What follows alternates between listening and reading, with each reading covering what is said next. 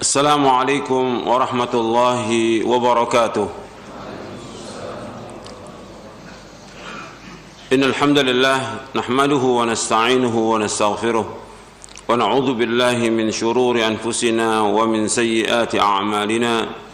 من يهده الله فلا مضل له ومن يضلل فلا هادي له.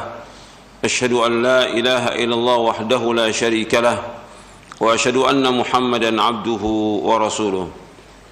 يا أيها الذين آمنوا اتقوا الله حق تقاته ولا تموتن إلا وأنتم مسلمون. يا أيها الناس اتقوا ربكم الذي خلقكم من نفس واحدة وخلق منها زوجها وبث منهما رجالا كثيرا ونساء واتقوا الله الذي تساءلون به والأرحام إن الله كان عليكم رقيبا. يا أيها الذين آمنوا اتقوا الله وقولوا قولا سديدا يصلح لكم أعمالكم ويغفر لكم ذنوبكم ومن يطع الله ورسوله فقد فاز فوزا عظيما. أما بعد فإن أصدق الحديث كتاب الله وخير الهدي هدي محمد صلى الله عليه وعلى آله وسلم وشر الأمور محدثاتها وكل محدثة بدعة وكل بدعة ضلالة وكل ضلالة في النار. Kepada kaum muslimin dan muslimat yang mudah-mudahan dirahmati oleh Allah Ta'ala, alhamdulillah kita bersyukur kepada Allah Subhanahu wa Ta'ala atas segala nikmat yang Allah karuniakan kepada kita, nikmat Islam, nikmat iman, nikmat sehat, nikmat afiah, nikmat dijauhkan Allah dari berbagai macam malapetaka. Dan kita bersyukur kepada Allah Subhanahu wa Ta'ala diberikan oleh Allah kesempatan untuk menuntut ilmu yang merupakan kewajiban atas setiap muslim dan muslimah. Ini kenikmatan yang besar yang wajib kita syukuri. Kemudian setelah kita menuntut ilmu, kewajiban kita berusaha untuk mengamalkan dengan ikhlas dan ittiba'. Ikhwani fiddin, azakumullah. Pada hari ini kita akan lanjutkan kajian kita dari Syarah Aqidah Ahlussunnah wal Jamaah, poin ke-42. Pembahasan kita tentang Ahlus Sunnah Ahlul Wasat sudah selesai. Sekarang kita masuk poin ke-42.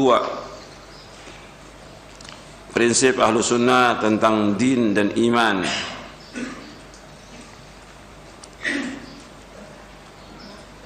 Pembahasan ini mengambil dari berbagai kitab yang dibahas oleh para ulama tentang prinsip Ahlus Sunnah wal Jamaah dalam din dan iman. Saya ambil dari Majmu' Fatawa Syekhul Islam Ibn Taimiyah rahimahullah, kemudian dari kitab Al-Aqidah Al-Wasithiyah, At-Tanbihat Al-Latifah ala mahtawat alaihi Al-Aqidah Al-Wasithiyah, kemudian Mujmal Masail Al-Iman wal Kufr Al-Ilmiyah fi Usul Al-Aqidah As-Salafiyah yang ditulis oleh masyayikh yang menulis kutaib kecil tentang Mujmal Masail Al-Iman wal Kufr Al-Ilmiyah fi Usul Al-Aqidah As-Salafiyah yang ditulis oleh Syekh Masyhur Hasan bin Hasan Al-Salman, Syekh Ali bin Hasan Al-Halabi, Syekh Muhammad Musa Al-Nasr, Syekh Salim bin Id Al-Hilali, Syekh Husain bin Auda Al-Awaisyah, dan Syekh Basim bin Faisal Al-Jawabirah. Artinya satu kutaib kecil berkaitan dengan prinsip Ahlus Sunnah tentang din dan iman yang ditulis oleh 6 masyayikh. Kita akan bahas tentang masalah ini. Masalah ini masalah besar, masalah iman, masalah kufur, masalah besar. Yang pertama kali terjadi fitnah masalah ini antara Ahlus Sunnah dengan Khawarij. Yang kemudian setelah itu timbul Qadariyah, Murji'ah dan yang lainnya. Prinsip Ahlus Sunnah tentang din dan iman, termasuk prinsip Ahlus Sunnah wal Jamaah, ini poin ke-42 di halaman 355 Syarah Aqidah Ahlussunnah wal Jamaah. prinsip Ahlussunnah tentang din dan iman, termasuk prinsip Ahlussunnah wal Jamaah bahwa din dan iman adalah qaulun, ucapan dan amal, perbuatan. Qaulun wa amalun. Dan ini sepakat seluruh ulama Ahlussunnah bahwa iman itu qaulun wa amal, perkataan dan perbuatan. Artinya perkataan hati dan lisan, amal hati, lisan dan anggota tubuh. Iman itu bertambah dengan ketaatan dan berkurang karena perbuatan dosa dan maksiat. Jadi iman itu iqrarun bil lisan wa i'tiqadun bil janan wa amalun bil arkan, yazidu bi ta'ah wa yanqusu bil ma'siyah. Jadi iman itu i'tiqad bil janan, keyakinan dengan hati.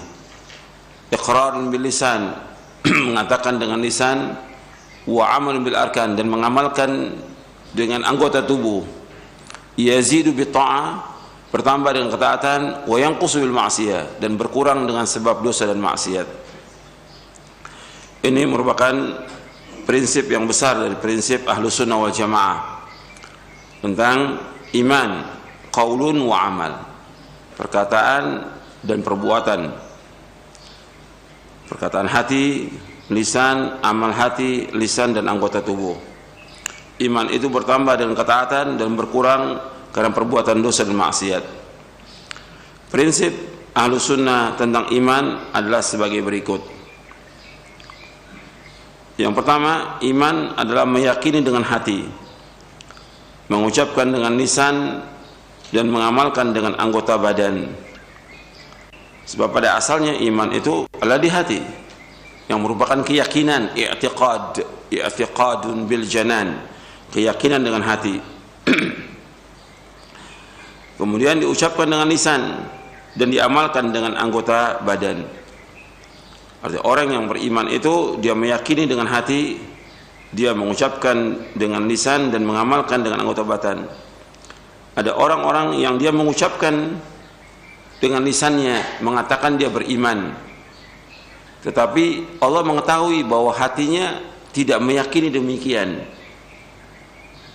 Orang yang mengucapkan dia beriman dan mengamalkan dia, tapi hatinya tidak meyakini, itu menurut Al-Quran siapa mereka itu?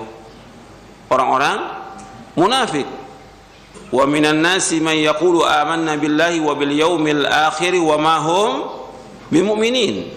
Di antara manusia yang mengatakan kami beriman kepada Allah dan akhir, pada hakikatnya mereka bukan orang beriman. Ini di awal-awal surah Al-Baqarah. Jadi mereka mengucapkan dengan lisan, mengucapkan dua kalimat syahadat, orang-orang munafik. Kemudian dia mengamalkan sholat, ikut sholat. Tapi Allah sudah sebutkan tentang ciri mereka, wa idza qamu ila sholati qamu kusala. Kalau mereka sholat itu mereka dengan mas-masan. Yura'unan nas, mereka riak kepada manusia. Mereka sholat, mereka puasa dan yang lainnya, tapi hatinya nggak meyakini demikian. Ini orang-orang munafikin. Jadi orang yang beriman itu dia harus meyakini dengan hati, beriman kepada Allah, kepada Rasul-Rasulnya, arkanul iman yang 6, dia iman kepada Allah dan iman kepada yaumil akhir, dia meyakini dengan hatinya. Kemudian diucapkan dengan lisan dan dia mengamalkan dengan anggota badan. Yang kedua, amal perbuatan. Amal perbuatan dengan keseluruhan jenisnya yang meliputi amalan hati dan amal anggota badan adalah termasuk hakikat iman. Ahlussunnah tidak mengeluarkan amalan sekecil apapun juga dari hakikat iman, apalagi amalan-amalan besar dan agung. Jadi amalan itu merupakan bagian daripada iman, hakikat iman. Jadi fitnah yang besar itu ketika Murji'ah mengatakan bahwa iman itu hanya qaulun dan i'tiqad, tapi amal tidak masuk. Amal tidak masuk. Ini fitnah yang besar. Kalau Ahlussunnah, amal perbuatan ini merupakan hakikat iman. Jadi amal meliputi amalan hati dan amalan anggota badan. Ya, amalan hati ya seperti dia ikhlas, takut, cinta, harap, tawakal dan yang lainnya, itu sudah masuk amal-amalan hati. Semua lakukan hanya kepada Allah SWT dan karena Allah. Jadi ahlu sunnah tidak mengeluarkan amalan sekecil apapun dari hakikat iman, apalagi amalan yang besar dan agung. Jadi amalan sekecil apapun itu masuk bagian daripada iman, hatta menyingkirkan gangguan dari jalan, menyingkirkan duri, itu masuk bagian iman.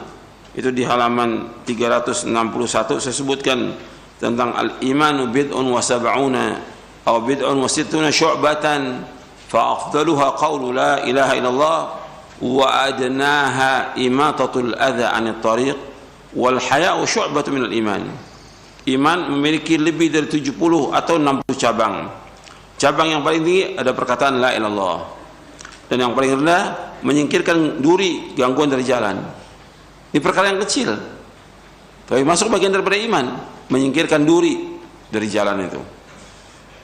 Dan malu adalah satu cabang daripada iman. Ini hadis sahih riwayat Bukhari, Muslim dan yang lainnya. Kemudian yang ketiga, bukan termasuk pemahaman ahlu sunnah. Perhatikan, bukan termasuk pemahaman ahlu sunnah bahwa iman adalah pembenaran dengan hati saja, atau pembenaran dengan pengucapan lisan saja tanpa amalan anggota badan.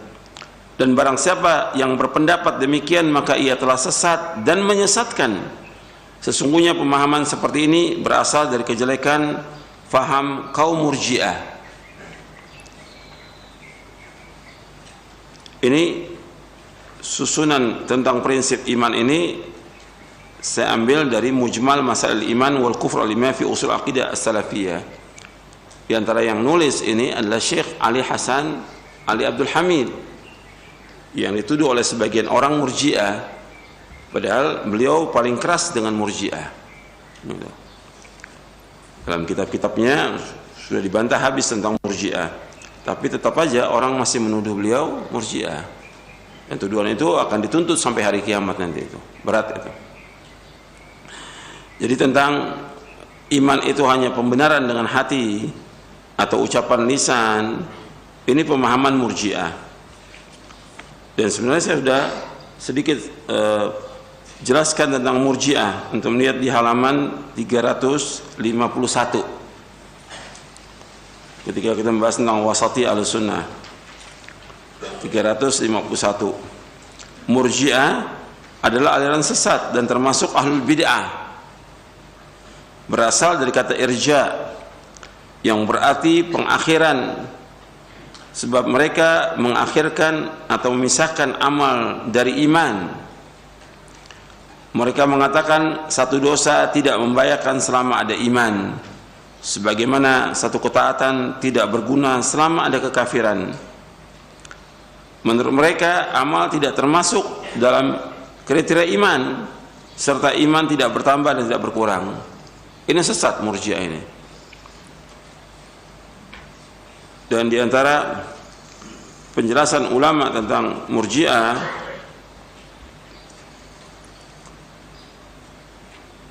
jadi Murji'ah firqatun dhalalah wa madhhabu radi'un batil laysa ala nahji sunnah wa ahliha wala minhu lakin la nukhrijuhum minal millah kama nassa ala dhalika al-imam Ahmad wa naqala dhalika anhu Syekhul Islam mukiran lahu fi mawadhi' minha fi majmu' al-fatawa. Jadi Murji'ah adalah firqah yang sesat.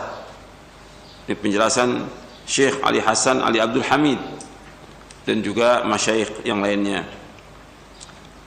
Mazhab yang jelek dan batil. Mereka tidak berjalan di atas pemahaman ahlu sunnah wal jamaah dan tidak termasuk dari ahlu sunnah Murji'ah. Akan tetapi kita tidak mengeluarkan mereka dari agama, sebagaimana dijelaskan yang demikian oleh Imam Ahmad dan dinukil oleh Syekhul Islam Ibn Taimiyah di dalam kitabnya Majmu' Fatawa di juz yang ke-12 dan juga di juz yang ke-23. Dan Murji'ah juga ada beberapa kelompok. Ada Jahmiyah Murji'ah, ada Karamiyah, ada Murji'ah Fuqaha, dan juga dimasukkan oleh para ulama tentang Asy'ariyah. Jadi Asy'ariyah termasuk yang mengatakan bahwa iman at-tasdiq hanya membenarkan saja. Ini dijelaskan oleh Syekhul Islam di dalam Majmu' Fatawa di juz yang ke-7. Jadi akhwani fiddin azakumullah, ini masalah iman ini masalah besar. Menurut Murji'ah bahwa iman itu satu kesatuan. Jadi nggak bisa kemudian dia dihilangkan. Artinya satu kesatuan kalau sudah dikatakan dia beriman dengan hatinya dan dengan lisannya, berarti dia beramal atau tidak, ya tidak ada masalah. Ini Murji'ah sesat. Maka mereka berpendapat orang berbuat dosa tidak berpengaruh kepada imannya karena satu kesatuan. Sama seperti juga Khawarij. Khawarij mengatakan iman itu satu kesatuan. Ketika orang tidak mengerjakan amal, maka dia keluar dari Islam. Yang ini mengatakan dosa tidak berpengaruh. Kalau yang ini dosa itu berpengaruh dan mengeluarkan dia dari iman. Khawarij. Ini dua yang bertentangan ini. Dua-duanya sesat. Dua-duanya sesat. Baik itu Murji'ah maupun juga Khawarij. Jadi pemahaman ini pemahaman yang jelek, pemahaman yang sesat, dhalun mudil, sesat dan menyesatkan Murji'ah. Kemudian yang keempat, iman memiliki cabang-cabang serta tingkatan-tingkatan. Sebagian diantaranya jika ditinggalkan maka menjadikan kufur. Sebagian yang lain jika ditinggalkanlah dosa kecil atau dosa besar. Dan sebagian yang lain jika ditinggalkan akan menyebabkan hilangnya kesempatan memperoleh pahala dan menyia-nyiakan ganjaran. Jadi iman itu bercabang seperti yang sudah kita baca tadi hadisnya di halaman 361. Iman itu lebih dari 60 atau 70 cabang. Yang paling tinggi la ilaha illallah, yang paling rendah menyingkirkan gangguan dari dan iman, haya itu, malu itu masuk bagian daripada iman. Jadi diantaranya kalau ditinggalkan menjadikan kufur. Seperti sholat. Sholat disebutkan para ulama kufur, tapi bukan berarti bahwa dia keluar daripada Islam, kecuali kalau orang yang dia mengingkari tentang kewajibannya. Ini masalah sholat ini, apakah orang yang meninggalkan itu kafir atau tidak, ini khilaf yang sudah lama dari para ulama. Tapi jumhur ulama berpendapat bahwa orang yang meninggalkan sholat yang wajib, yang 5 waktu, karena kebodohan, karena kelalaian, dan dia masih mengakui tentang kewajibannya, tidak dikafirkan. Dan ini pendapat yang kuat. Tapi yang disepakati, kalau seandainya mereka mengingkari kewajiban sholat yang 5 waktu itu, bahwa sholat yang 5 waktu bagi saya tidak wajib, atau orang dari Thariqah Sufiyah mengatakan bahwa saya ini sudah mencapai hakikat ma'rifat, tidak wajib lagi sholat, kafir dia. Kalau orang mengingkari tentang kewajiban sholat itu kafir, sepakat itu seluruh ulama. Tapi yang diikhtilafkan kalau dia meninggalkannya karena kebodohan, karena kelalaian, atau karena kebiasaan atau yang lainnya. Tetap perbuatan ini dikatakan kufur. Sama seperti yang Allah sebutkan dalam Al-Quran, wa man lam yahkum bima anzalallah fa ulaika humul kafirun. Barang siapa yang tidak berhukum dengan hukum Allah maka dia kafir. Ini kan nanti ada pembahasannya sendiri nanti tentang berhukum dengan hukum Allah. Dikatakan kafir, tapi dikatakan oleh Ibnu Abbas ketika menafsirkan ayat itu yang terdapat dalam surah Al-Maidah, kata Ibnu Abbas radhiyallahu anhu, yaitu kufrun duna kufrin. Kufur di bawah kekufuran. Sama seperti dikatakan oleh seorang tabi'i yaitu Tawus bin Kaisan rahimahullah, bahwa yang dimaksud dengan wa man lam yahkum bima anzalallahu fa ulaikum kafirun ay kufrun duna kufr. Kufur di bawah kekufuran, tidak dikeluarkan dari Islam. Dan itu mesti ada rinciannya yang dibahas oleh para ulama. Yang nanti kita akan bahas itu. Jadi ini masalah amal, masalah iman. Ketika orang meninggalkan cabang iman ini, sholat merupakan cabang iman yang tinggi. Dia cabang iman yang tinggi, ya rukun iman yang 6, kemudian rukun Islam yang 5. Itu cabang-cabang iman yang tinggi. Dari 60 cabang itu atau 70 cabang, yang paling tinggi ini. Ketika dia meninggalkan sholat, maka dia melakukan perbuatan kufur. Tapi kufrun duna kufrin, tidak langsung dikatakan orangnya kafir. Sholat merupakan kewajiban yang besar. Yang pertama dihisab dari kamu sholat, bukan masalah kecil, masalah besar. Dan sebaik-baik amal, wa'alamu anna khaira a'malikum as-sholat. Ketahuilah sebaik-baik perbuatan kalian adalah sholat, sebaik-baik amal kalian sholat. Maka nggak boleh orang menganggap remeh masalah sholat ini.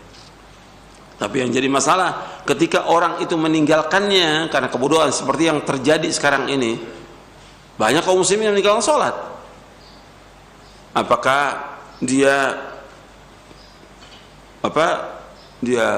pegawai atau pekerja, pedagang di pasar, atau satpam, atau supir, atau pelajar, atau yang lain, banyak yang meninggalkan sholat. Apakah dengan dia meninggalkan sholat dikafirkan? Nah, ini yang jadi masalah.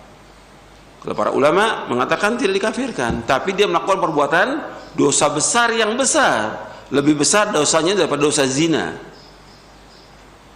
lebih besar dari dosa membunuh dan yang lainnya. Sebagaimana penjelasan Al-Imam Ibnu Qayyim dalam kitabnya As-Shalah wa Hukmu Tarikiha,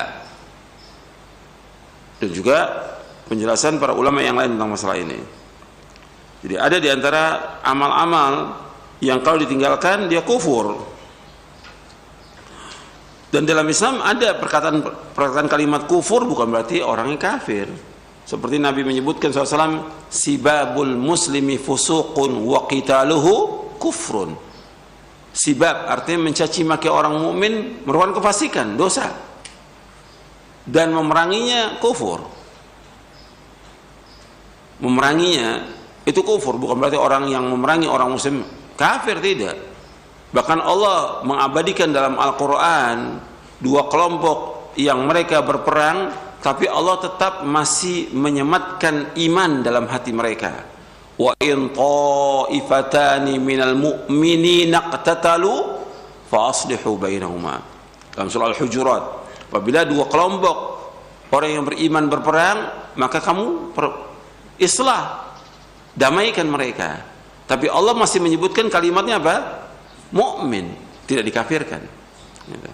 Padahal ini perbuatan dosa besar, memerangi orang mukmin dosa besar, tapi tidak dikafirkan.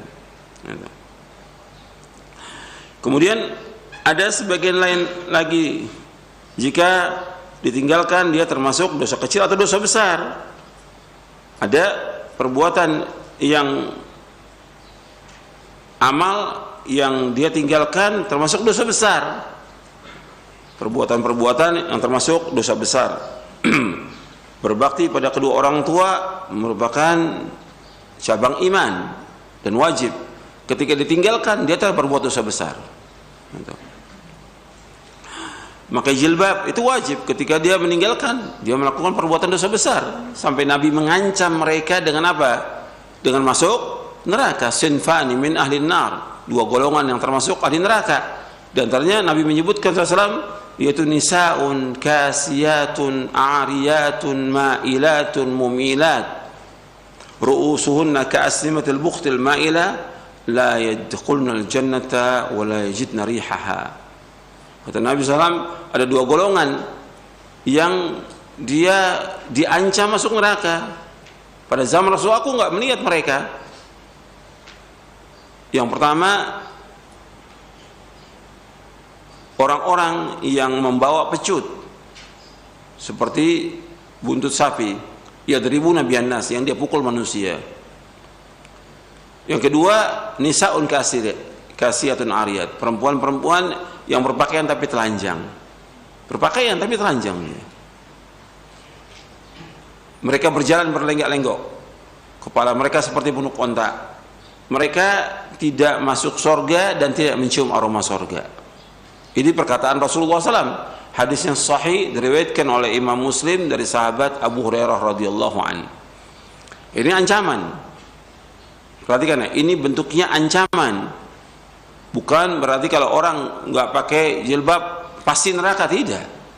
Ancaman sama seperti ancaman kullu bid'atin dhalalah wa quduratin finnar. Setiap bid'ah itu sesat, setiap kesesatan tempat neraka. Ini ancaman. Bentuknya ancaman, bukan memastikan orang itu masuk neraka, bukan. Tapi bentuknya apa? Wa'id, ancaman. Itu harus perhatikan tuh. Banyak orang salah paham. Ketika kita menjelaskan ada tentang ancaman ini, dianggap bahwa kita memastikan orang masuk neraka. Tidak, dan tidak boleh. Jadi ada orang meninggalkan perbuatan yang kalau ditinggalkan perbuatan itu dia melakukan perbuatan dosa besar. Atau perbuatan dosa dia melakukan perbuatan dosa, seperti syiar Islam yang besar, sholat berjamaah. Ini syiar Islam besar. Sholat Jumat, syiar Islam besar. Ketika orang meninggalkan sholat berjamaah di masjid, dia dosa besar. Bahkan dimasukkan oleh sahabat Abdullah bin Mas'ud radhiyallahu an, termasuk orang apa? Yang nggak sholat berjamaah termasuk orang apa? Munafik. Nah, riwayatnya akhir ini sahih, diriwayatkan oleh Imam Muslim dalam sahihnya.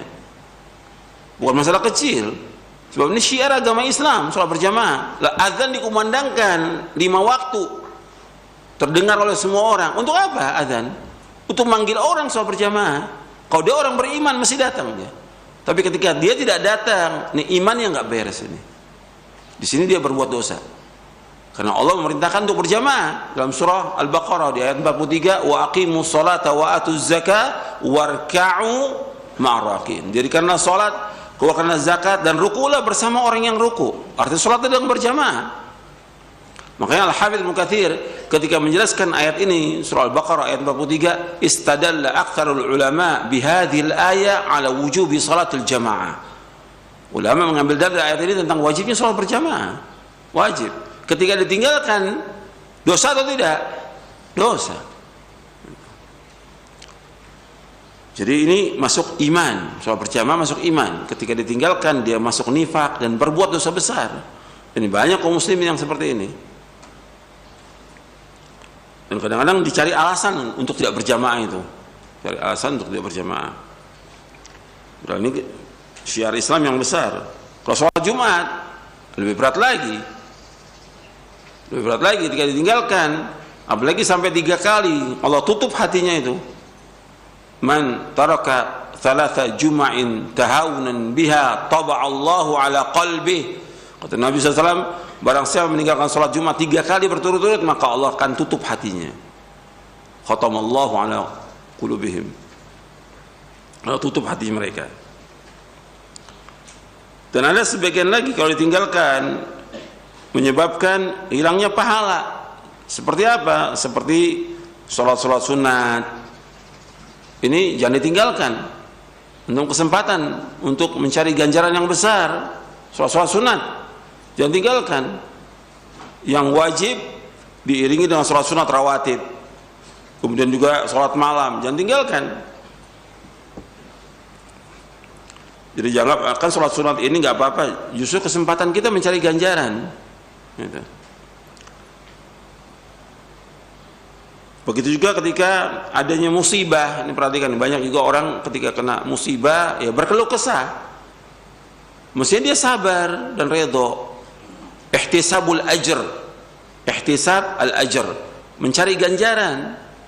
Ketika orang berkeluh kesah, ketika dia sakit atau dapat musibah atau kesulitan, kefakiran dan yang lainnya, hilang ganjarannya. Bahkan dia berdosa dengan sebab itu. Itu hati-hati itu. Wah, ini iman. Makanya ketika orang mendapatkan musibah, dia harus apa? sabar dan redha. Maka Allah berfirman, "Wa man yu'min billahi yahdi qalba." Barang siapa mengimani ma asaba min musibatin illa biidznillah wa man yu'min billahi yahdi qalba. Tidaklah musibah terjadi kecuali dengan izin Allah. Barang siapa yang mengimaninya, Allah akan tunjuki hatinya. Dia harus redha, harus ikhlas, harus dia sabar dan redha. Ketika dia tidak redha dengan musibah itu, berkeluh kesah, hilang ganjaran. Makanya ketika ada musibah itu yang kita cari ganjaran, pahala, ihtisabul ajr. Makanya ketika ada orang meninggal dunia, Nabi memberikan hiburan kepada orang yang meninggal itu apa? Fal tasbir wal tahtasib. Adalah sabar dan apa? Mencari ganjaran. Kalau udah meninggal nggak mungkin balik. Hatta orang nangis, teriak, meratap dan yang nggak bakal balik. Udah ajal. Yang ada bagi dia sabar dan redho dan cari ganjaran. Jangan sampai hilang ganjaran. Jadi ini banyak yang harus kita usahakan untuk mencari ganjaran.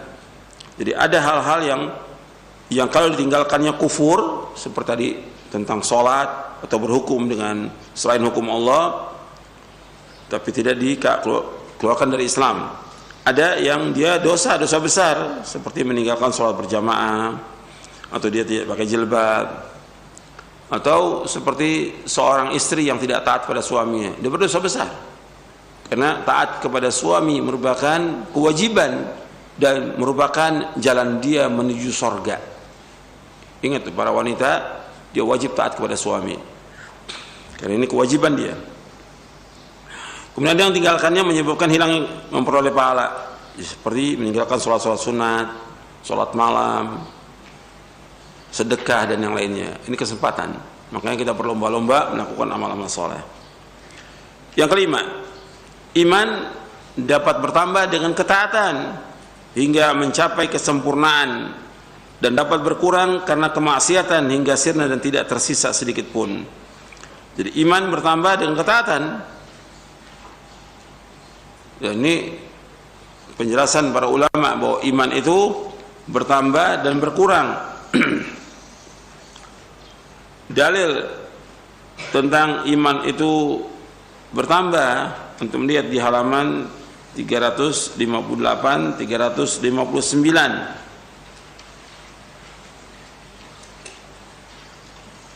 Jadi para ulama berdalil dengan ayat-ayat dalam surah Ali Imran, Al-Anfal, At-Taubah dan lainnya tentang bertambah dan berkurangnya iman. Imam Sufyan bin Uyainah rahimahullah pernah ditanya, apakah iman bertambah dan berkurang? Beliau menjawab, tidaklah kalian membaca ayat Al-Quran, alladzina qala lahumun nasu innan nasa qad jama'u lakum fakhshawhum fazadahum imanan wa qalu hasbunallahu wa ni'mal wakil. Yaitu orang-orang yang mentaati Allah dan Rasulnya, yang ketika ada orang-orang mengatakan kepadanya, orang-orang Quraisy telah mengumpulkan pasukan untuk menyerang kalian, karena itu takutlah kepada mereka. Ternyata ucapan itu menambah kuat iman mereka, dan mereka menjawab, cukuplah Allah menjadi penolong bagi kami dan dia sebaik pelindung.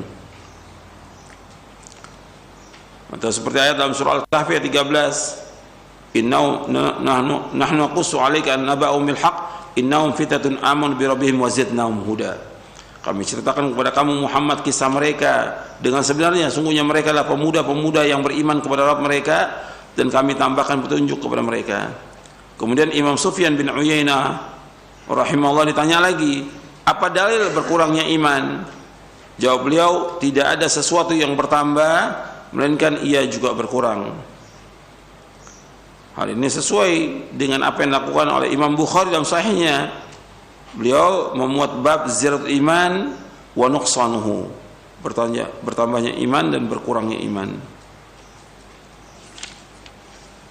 Jadi iman itu bertambah dan berkurang. Bertambah dengan ketaatan. Jadi kalau kita melakukan ketaatan itu antum bisa merasakan tuh iman itu bertambah. Ambil contoh seperti Ramadan. Di bulan Ramadan antum merasakan tuh iman itu bertambah. Antum puasa baca Al-Quran, artinya kita puasa baca Al-Quran. Kemudian ada sebagian lagi yang sedekah, sholat tarawih, berzikir, dan yang lainnya, perbuatan baik. Itu terasa tuh, iman tuh bertambah gitu. Tapi begitu selesai Ramadan, nah mulai itu udah nggak puasa, nggak sedekah, tadi baca Qurannya sehari 3 juz atau 4 juz atau 5 juz, sekarang udah nggak baca lagi gitu. Kelihatan tuh berkurang. Belum lagi perbuatan dosa dan maksiat yang dilakukan, membuat iman itu berkurang. Makanya seorang beriman itu harus jaga itu, amal-amal soleh dijaga. Bagaimana kita istiqomah dan melakukan amal-amal soleh, dan jaga. Sebab khawatir, para ulama salaf itu khawatir ketika dia berbuat sesuatu yang melanggar syariat atau maksiat, dia khawatir dia mati dalam keadaan sul khotimah. Itu yang dikhawatirkan.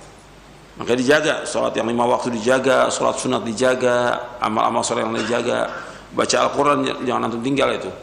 Karena kalau antum perhatikan, baca Al-Quran itu merupakan yang besar untuk bertambahnya iman.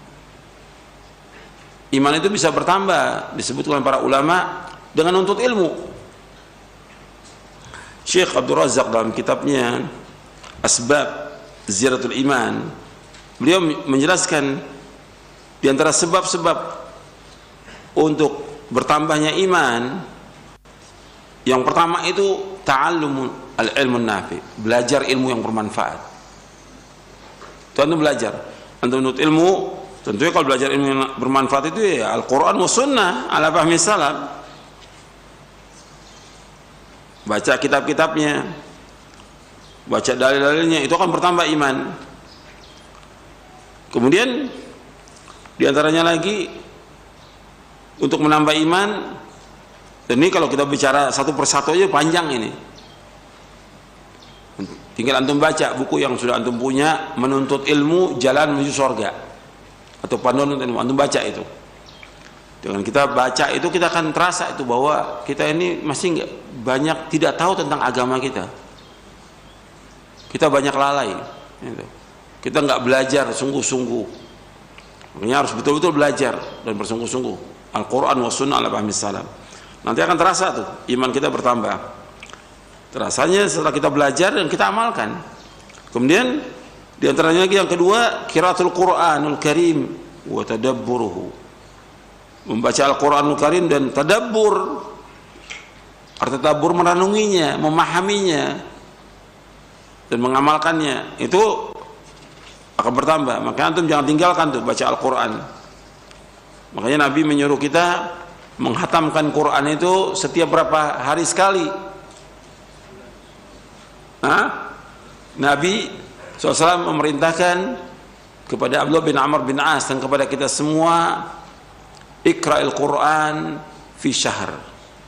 Iqra'il Quran fi syahr artinya baca Quran itu, hatamkan Quran selama sebulan. Berarti sehari berapa juz? 1 juz. Kemudian Nabi tambahkan lagi, Iqra'hu fi 20 laila.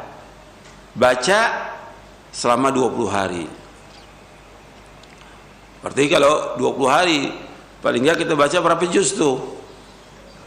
4 juz kita. Berapa juz? 2 juz atau 3 juz kita baca. Itu baca tiap hari. Harus berusaha untuk itu. Kemudian iqra'u fi 10. Baca 10 hari. 10 hari berarti sehari 3 juz. 3 juz. 10 hari. Quran 30 juz. Sekarang suruh hatamkan selama 10 hari. Ini Nabi yang suruh hatamkan 10 hari. Iqra'hu fi 70. Bacalah selama 7 hari. Hatamkan Quran selama 7 hari. Berarti paling enggak minimal 4 juz sehari itu. Dan ada waktu kita. Bukan enggak ada waktu, pagi ada waktu. Siang ada waktu, sore ada waktu, malam ada waktu. Masa enggak ada waktu? Enggak mungkin enggak ada waktu. Quran nomor 1 itu, perhatikan, baca Al-Quran. Kemudian iqra'hu fi 70. Bacalah 7 hari.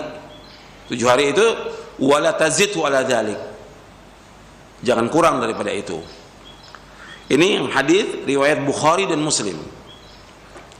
Ada juga yang riwayatkan oleh Imam Ahmad, Tirmidzi dan yang lainnya. Ada riwayat juga dari Abdullah bin Amr, dia masih, ya Rasulullah saya masih sanggup, ya Rasulullah saya masih sanggup, sampai disebutkan 3 hari.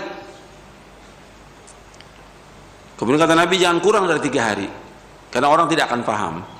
Artinya Abdullah bin Amr waktu itu tetap mengatakan masih sanggup, bukan seminggu, saya masih kuat 4 hari, masih kuat 3 hari. Kata Nabi boleh 3 hari, jangan kurang. Berarti kalau 3 hari, sehari berapa juz?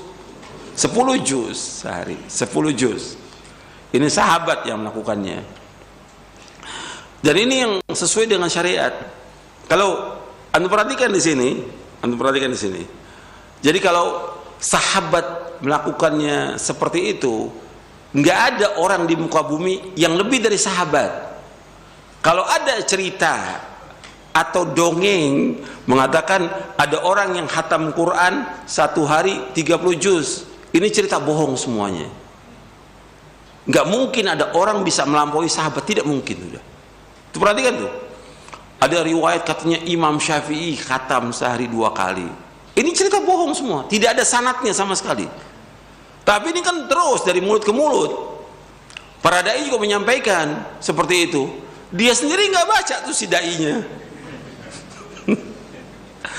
Katanya 2 kali khatam dalam sehari. Mesti tanya, antum sendiri berapa kali khatam? Kalau ditanya begitu, saya 2 bulan sekali baru khatam.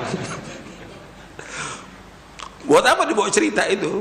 Apa manfaatnya? Paling nggak diambil, paling tidak diambil yang sebulan. Iqra'hu fi syahr. Seperti yang lain, nggak ada masalah. Dan itu bukan aib, 1 juz. Nabi bersabda ini di depan para sahabat radhiyallahu ajmain. Baca Quran, khatamkan selama sebulan. Memang ada tingkatan-tingkatan orang yang tidak mampu dia. Sehari 2 atau 3 juz atau 4 juz atau 10 juz. 1 juz. Itu paling ringan sudah. Jangan kurang daripada itu. Artinya kita kalau bisa 2 juz sehari, kalau bisa 3, apalagi antum pelajar, apalagi ustadz. Ustadz mesti lebih. Ini sekarang ustadznya nggak baca, ustadznya main sepeda, sibuk dengan grup sepeda. Nah gimana? Akan bertambah imannya. Bertambah iman itu dengan baca Al-Quran, tadabbur Al-Quran, baca, nanti baca tafsirnya. Jadi kalau ada riwayat menyebutkan tentang Imam Syafi'i mengatakan, nggak mungkin ada orang mengatakan lebih dari sahabat, nggak mungkin. Itu cerita tanpa sanad, itu nggak ada sanadnya.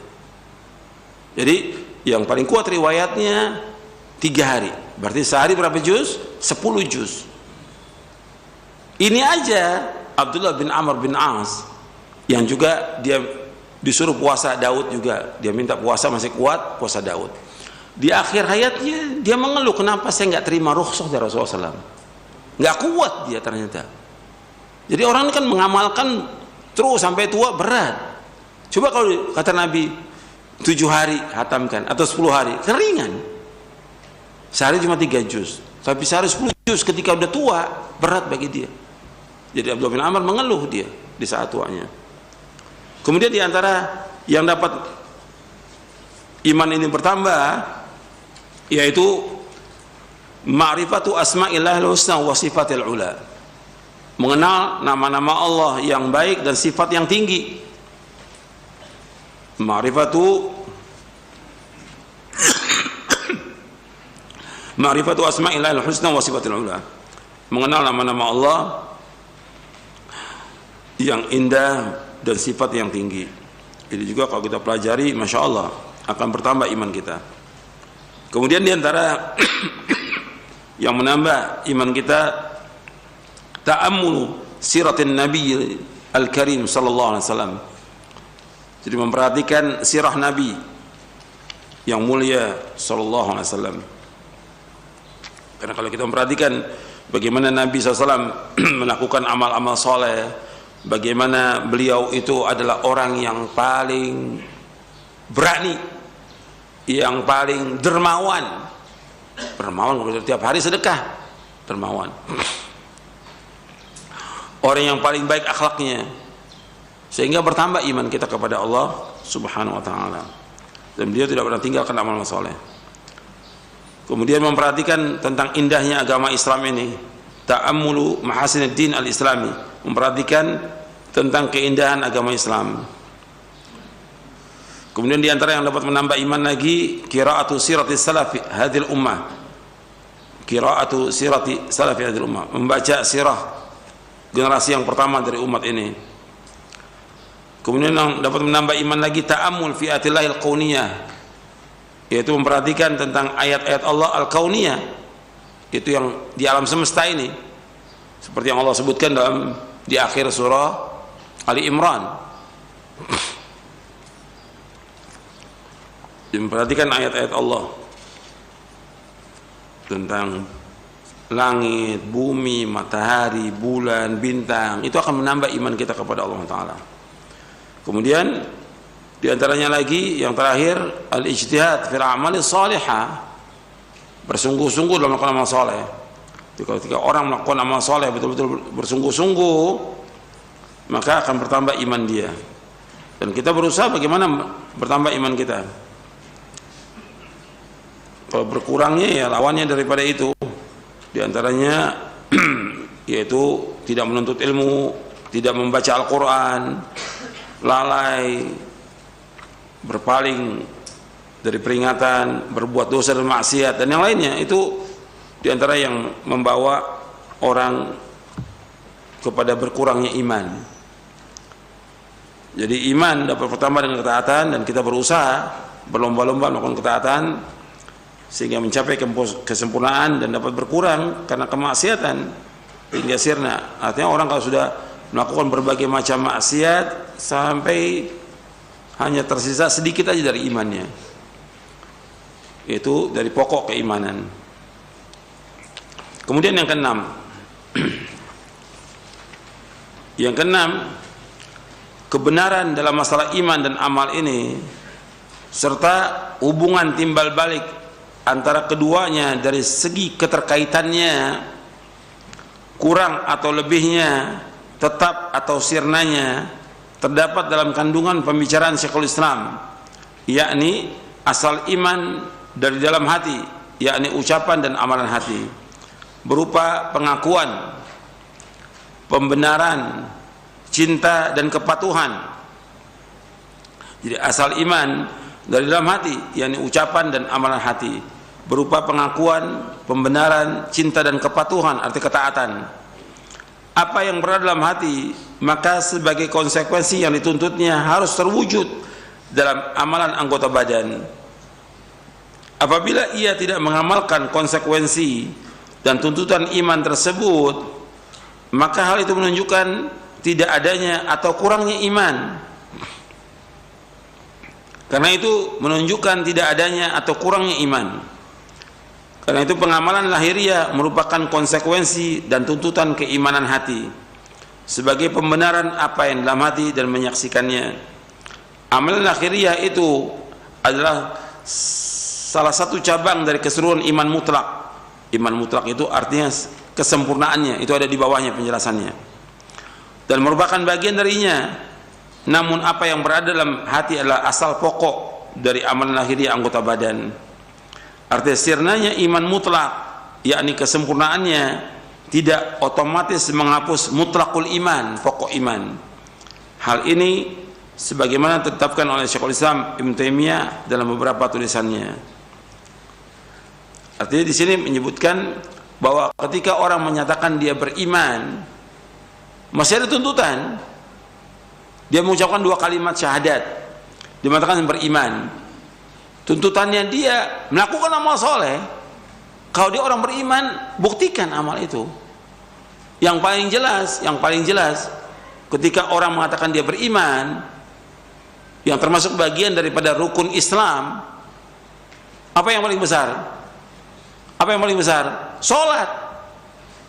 Kalau dia mengatakan beriman, mesti dibuktikan dengan sholat. Makanya Nabi SAW ketika ada orang yang baru masuk Islam, pertama kali diajarkan sholat. Orang masuk Islam kan dia wajib sholat. Begitu dia sekarang masuk Islam nih, pada sholat subuh atau jam sekarang dia masuk Islam, maka ada kewajiban dia sholat apa? Zuhur. Kalau subuh kan dia masih kafir tadi. Dia sudah sholat subuh baru dia menyatakan beriman. Nggak ada kewajiban dia melakukan sholat subuh. Yang ada kewajiban nanti zuhur, asar, maghrib. Mulai saat dia mengucapkan 2 kalimat syahadat, asyhadu an la ilaha illallah wa asyhadu anna muhammadar, sudah wajib kewajiban sholat dia. Nggak ada mengatakan, oh karena baru masuk Islam nanti dulu sholatnya. Nggak ada. Saat itu juga dia wajib sholat. Atau sebelum zuhur, setengah 12 dia masuk Islam, dia setelah mengucapkan 2 kalimat syahadat dia harus mandi, kemudian dia sholat. Saat itu juga dia harus melakukan. Makanya pertama kali Nabi ajarkan sholat. Dibuktikan tuh, kalau dia mengatakan 2 kalimat syahadat, dia mengatakan beriman, dibuktikan dengan sholat. Nah sekarang ada orang yang dia mengucapkan syahadat, dia Islam, keturunan Islam, KTP-nya Islam, tapi nggak sholat dia. Kata Syekhul Islam, nggak otomatis dia dikatakan kafir, tidak. Di sini disebutkan bahwa mutlaqul iman, pokok iman masih ada dia. Meskipun dia udah hilang tuh, iman mutlaknya, kesempurnaan udah hilang dah. Karena yang wajib ditinggalkan sama dia. Tapi nggak langsung dia dikatakan keluar dari Islam, tidak. Ada wanita, dia muslimah, tapi nggak pakai jilbab, pakaiannya telanjang dia. Tapi dia mengatakan Islam, orang tuanya Islam, bahkan anaknya ustadz lagi dia, anaknya kiai, nggak pakai jilbab. Ada nggak anak kiai nggak pakai jilbab?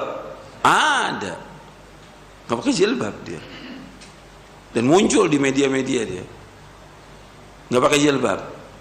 KTP-nya Islam, bapaknya Islam, dia nggak pakai jilbab. Apa dikatakan kafir? Tidak. Tetap dia muslimah, cuma yang kurang imannya. Dia berdosa dengan dia terbuka aurat, dia mengumbar aurat, dosa besar, bukan dosa kecil. Jadi ini perhatikan, iman itu harus dibuktikan dengan amal. Ketika amal itu tidak terbukti, bukan langsung orang yang dikafirkan. Kalau menurut khawarij,